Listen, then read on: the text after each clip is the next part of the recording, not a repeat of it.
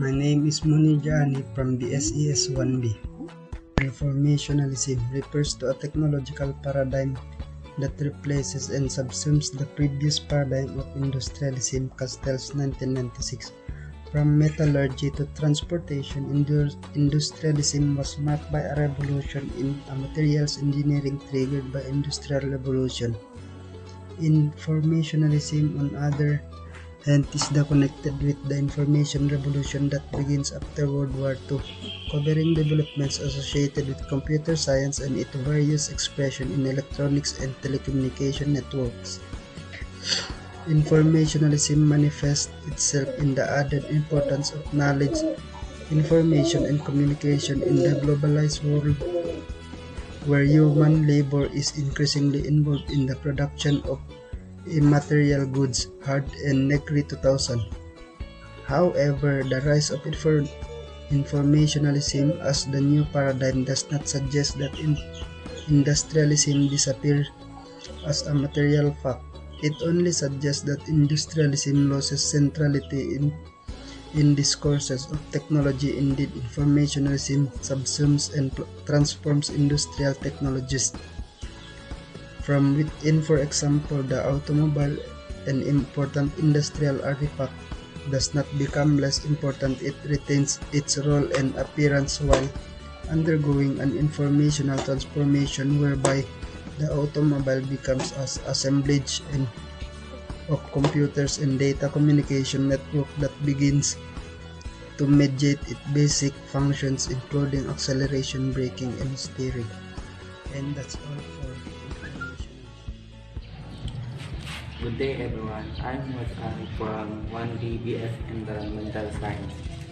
So ngayon is itatopic natin kung ano ang effect or influence of social impact of media on globalization. So ngayon is alamin natin kung ano ang meaning ng globalization. So yung globalization is a process of interacting or integration among people. It means ito yung pag-share ng ideas, pag-interact sa people like religion, political, economical, etc.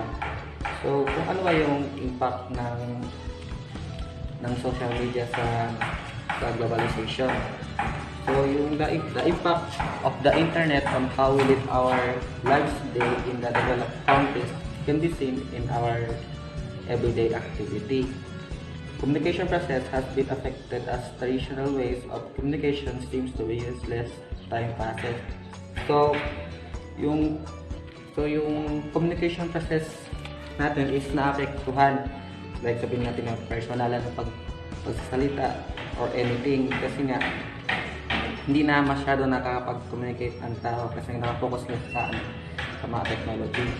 So like internet, social media, mobile phones, SMS are new ways of communication that has been adopted and used in Western world.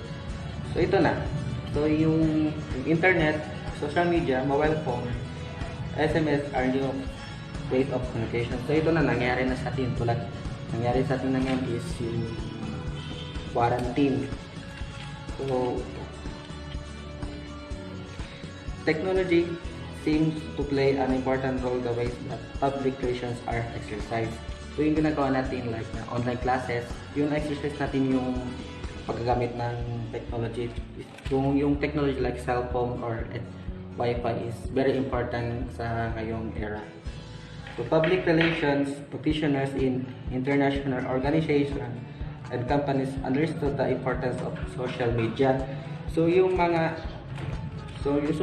international organizations at ibang mga companies is alam nila na importante ang social media dahil diyan sila nakapagbibigay ng diyan sila nakapag-advertise ng kanilang produkto like sa mga YouTube, Facebook, ganon. It is beneficial for public relations practitioners to understand how to use this as they relate to their jobs. The current focus of the globalization of technology is the connection created by networks of social media. So, yung focus ng globalization of technology is kung paano nila kung paano makapag-interact ang isang tao gamit lamang yung social media or anything like SMS, call, etc. Kahit magkaibang mundo kayong dalawa ganyan is kaya na makapag-communicate sa isa sila kasi nga yun ang main focus ng globalization of technology. Social media is a brilliant tool that can be easily used by those who have access to it. As access is gained globally, it creates opportunity to those who are first experiencing the use to outsource ideas. The mass media are seen today as playing a key role in enhancing globalization, facilitating cultural exchange and multiple flows of information and image between countries through international news, broadcast, television, programming, new technologies, film, and music. So, yung mass media ito yung yung sa news. So, yung news kasi, like napapanood natin sa television is mahalaga yung role nila para ma-enhance ang ating globalization. Like, sila kasi yung nagbibigay ng mga information, yung mga image ng mga ng mga iba't ibang countries through internet, through international or national news. So, yun lamang po is. Thank you. Hi. So for today, I'm going to tackle about the effects or social impacts of media on globalization. But before that, let's define first what is media and globalization. Media is the communication outlet or a tool used to deliver and store information, while globalization is the act or process of globalizing. So there's a lot of effect of media on globalization. One of these is the most visible effect of media on globalization is widespread communication. So as we all know, media is known as a tool for enhancing globalization because media is a medium for communication. We can express our feelings, we can transmit or deliver information, we can share our ideas through media. Like for example, the news, paper, and television. So as we all know, television or newspaper is used to deliver news. It reveals the people's misery so that concerned authorities can take necessary steps. Another effect of media on globalization is media may influence people, shaping the way they understand social identities and wider world in which they live. And another effect is in modern business.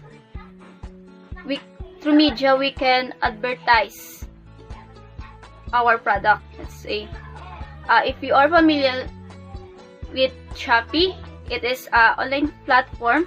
It is used to advertise or promote product which we can easily shop. Another effect is editorial of popular newspapers are useful commentaries on national and international affairs. So media tells us about social matter like public meeting affairs, art, literature, religion, and so on. And if there's a positive effect of media on globalization, there's also a negative effect of media on globalization. Just like what I said earlier, media is a widespread communication in which we can create to deliver and transmit information. We can share our expression, ideas, and opinion. So there's also a possible for fake news, since media help us to know what's going on around the globe. So there's possible for fake news in which it may lead to misunderstanding. Thank you. My name is Rosemary A. Mahinay from BSES 1B. I will tackle about the global village on cultural imperialism versus regionalism. It's under the media and globalization. The very fast and effective means of travel and communications have turned the world into a global village. The global village, which is the world seen as a community in which people are connected by computers, televisions, and etc., and all depend on one another. Cultural imperialism refers more broadly to the exercise of dominations in cultural relationships, in which the values, practices, and meanings of a powerful foreign culture are imposed upon one or more native cultures. Regionalism, as the impact of rising level of regional social and economic exchange, and between economic integrations, institution, and identity.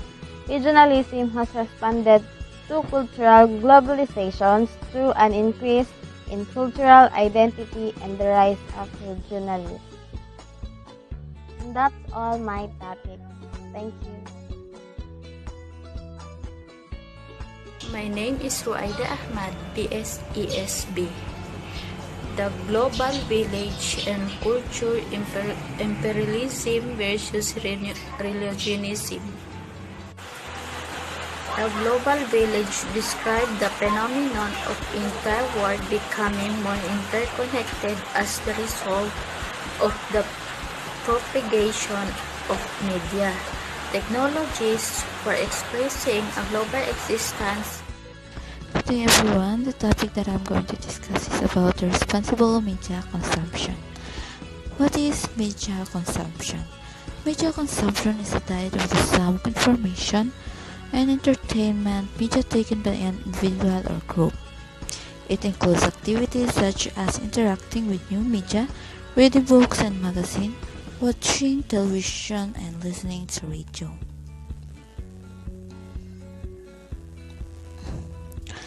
One of the most effective use of media is on communication. Media plays a significant role in sharing information across the globe. Media keeps people aware and updated on important events and happenings in our surroundings. But on the other hand, media also has its advantages and disadvantages. Let's talk about the advantages of media. Advantages of the media include that it allows information to be dispersed quickly and that it allows people to learn about culture other than their own. The disadvantages of the media include that it can result in the spread of misinformation and the development of bad values. There are three categories of media consumption.